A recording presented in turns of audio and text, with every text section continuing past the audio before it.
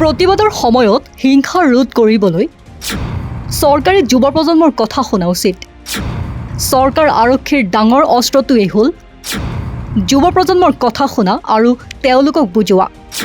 প্ৰতিবাদকাৰী ছাত্ৰ ছাত্ৰীক দমন কৰিব বিচাৰিলে পৰিস্থিতি বেয়াৰ ফালে ঢাল খাব পাৰে। সংসদ চলো গোচৰত উচ্চতম ন্যায়ালয়ৰ গুৰুত্বপূৰ্ণ মন্তব্য। যিকোনো গণতান্ত্ৰিক আন্দোলনত হিংসা ৰোধ কৰাৰ বাবে সমাজ আৰু আৰক্ষীৰ আটাইতকৈ ডাঙৰ অস্ত্ৰটোৱেই হ'ল যুৱ প্ৰজন্মৰ কথা শুনা আৰু তেওঁলোকক বুজোৱা। শক্তি প্ৰদৰ্শন কৰি তেওঁলোকক দমন কৰিবলৈ গ'লে পৰিস্থিতি অধিক বেয়াৰ ফালে ঢাল খাব পাৰে। বুধবাৰে এক গুৰুত্বপূৰ্ণ গোচৰৰ শুনানিত উচ্চতম ন্যায়ালয়ে এই গুৰুত্বপূৰ্ণ মন্তব্য প্ৰদান কৰে।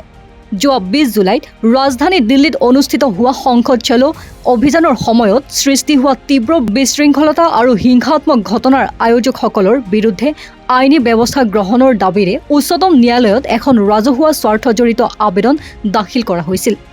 ভাৰতৰ মুখ্য ন্যায়াধীশ সূৰ্যকান্ত, ন্যায়াধীশ জয়মাল্য বাগচি আৰু ন্যায়াধীশ ভি মোহনাৰ বিচাৰপীঠে এই আবেদনখন শুনিবলৈ সন্মতি প্ৰকাশ কৰিছে। ইয়াৰ লগতে ছাত্ৰ আন্দোলন আৰু তাক দমন কৰিবলৈ গৈ আৰক্ষীয়ে চলোৱা অত্যাধিক বল প্ৰয়োগৰ অভিযোগৰ সন্দৰ্ভত পূৰ্বৰে পৰা চলি থকা আন কেইবাটাও গোচৰৰ লগতে এই নতুন আবেদনখনো সংলগ্ন কৰাৰ নিৰ্দেশ দিছে ন্যায়াধীশসকলে। ভাৰতীয় বায়ু সেনাৰ প্ৰাক্তন বিষয়া মনীষ সোলাংকিয়ে উচ্চতম ন্যায়ালয়ত এই নতুন আবেদনখন দাখিল কৰিছে।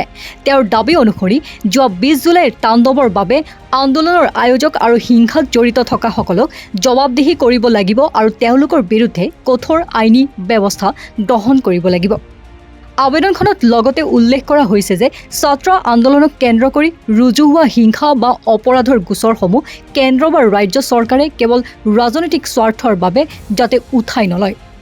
একে সময়তে যিসকল আৰক্ষী বা নিৰাপত্তাৰক্ষীক উদ্দেশ্যি বেয়া বা অপমানজনক মন্তব্য কৰিছিল তেওঁলোকক চিনাক্ত কৰি বাধ্যতামূলকভাৱে সমাজসেৱামূলক কাম কৰোৱাৰ নিৰ্দেশ দিবলৈকো দাবী জনোৱা হৈছে।